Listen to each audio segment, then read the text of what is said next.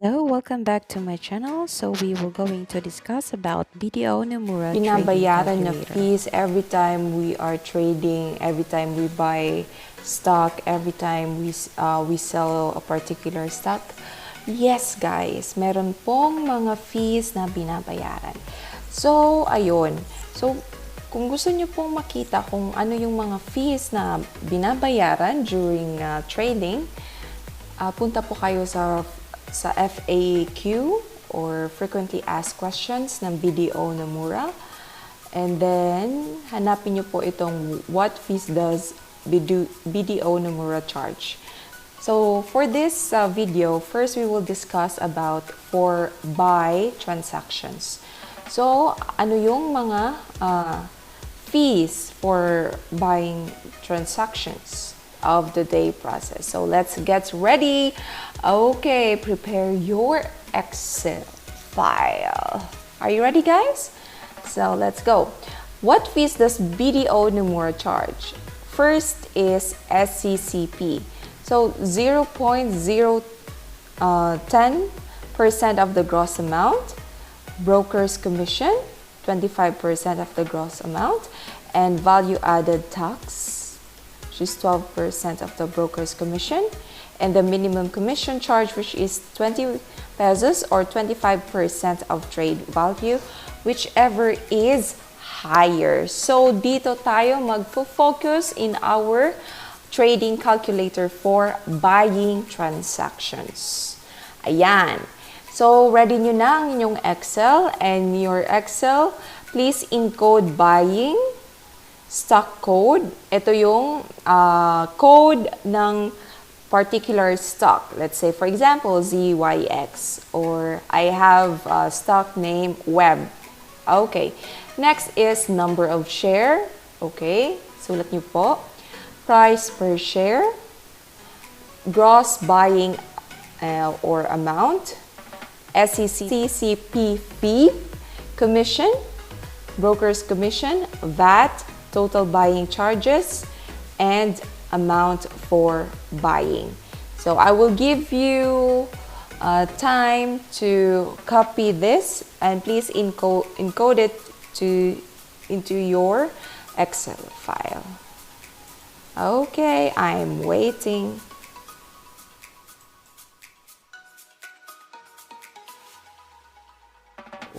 So, I assume nalagay nyo na po lahat ng mga details in this side. Okay? And let's start sa number of share. So, number of shares, simply wala siyang equation. Why? Wala siyang equation because it depends kung ilang shares ang nabili ninyo for that particular stock. Okay, price per share. Wala din siyang equation kasi that would be the price. Magkano yung stock na magkano yung price that time na nabili nyo. Let's say, for example, 100. Okay, let's go to gross buying amount. So, gross buying amount is simply the product of number of share. Wait, i-highlight natin. Okay, simply this one. The product of number of share and price per share. So, dito, lagay nyo ang equation sa akin. So, C3, kasi ito, C. Okay, C. But, just click number of share dito na area, okay? Click nyo lang. Okay. Share times multiply by price per share. Yan, sa akin is C4. Then, click enter. Yon. So, 100,000. So, it's simply 100 times 1,000. So, 100,000. So, okay na tayo sa gross buying amount. May equation na tayo sa buying, as a gross buying.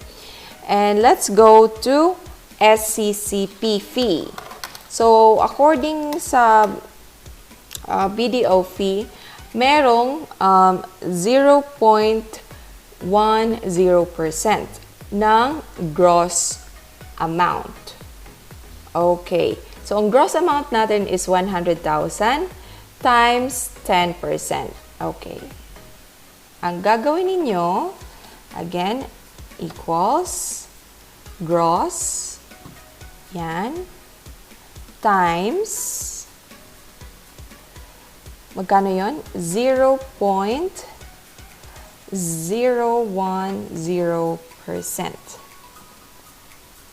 Okay. And enter. So, SCCP is 10. Okay. Again, ang gross, ang SCCP is equals to gross buying amount times 10%. Yan. Ito yung equation natin for SCCP. Okay? Ito. Okay. So, let's go to commission. Commission, according sa BDO, okay, balik tayo doon para klaro. Okay. So, according sa BDO, ang commission will be, broker's commission will be 0.25% of the gross amount. Okay? So, magkano yung gross amount dito sa ating Excel file? So, 100,000 times 25%. Okay. So, gagawin nyo equals, ano yung gross buying amount? Click, and then, times 0.25%. There you go. So, 250. And then, ano itong broker's commission? Balik natin. Yan ba yan? Okay. So, broker's commission is 25% of the gross amount. But, may condition po tayo dito. Okay. Minimum commission charge is 20 pesos. So, yung minimum commission charge daw po is 20 pesos. Okay? Or 0.25% of trade value, whichever is higher. Okay. So, ang minimum charge is 20 pesos. Let's say, for example, after nyo pong na-compute yung gross amount times 25%, okay, ang product is less than 20 pesos, let's say 18. So, ang ilalagay doon is 20 pesos. So, again, minimum commission charge is 20 pesos or 0.25% of trade value, whichever is higher. Okay, balik tayo sa ating equation. Broker's commission is 250. So, 250, ginaya natin siya sa commission dahil it's greater than 20 pesos. But what if yung commission dito, yung product ng gross amount at saka 25% is less than 20, ang mag-a-appear dito sa broker's commission is 20 pesos. Okay? So, paano ba ang equation nun sa broker's commission? Okay, kaya siya almost invisible kasi condition lang siya, guys. Okay? So, broker's commission, if, okay, sabay-sabay tayo, sabay-sabay. Okay, if, gaya po natin, if, okay, click, if, okay, yung if commission, yan, C7, is greater than 20 pesos. Then, okay. So, C7 is 20. Okay. So, if the case is, if C7 is greater than 20, then ang broker's commission is C7. Okay? But if it is lesser than 20, ang commission is 20. Okay? Yan condition. If C7 is greater, C7 natin is commission. If commission is greater than 20, then yung broker's commission ninyo is kung ano yung product ng C7. And if it will be lesser than 20, yung broker's commission ninyo is automatic 20 pesos because 20 pesos is the minimum commission charge. Okay? Is that clear? Kung meron po tayong questions, just leave your message in the comment section. Okay, once again. There you go. So, ito yung condition niya. Okay? And next is VAT. VAT. Ano ba yung magkano ba yung fee ng VAT? VAT. Value added tax. 12% of the broker's commission. So, 12% daw ng broker's commission. So, magkano na yung broker's commission natin is 250. So, 12% ng 250. So, paano ba yun sa equation? So, ang equals natin, again, equals C8, broker's commission, times 12%. Sana yung percent? Okay, so equals. So, yan, 30. So, yan. Let's go sa total buying charges.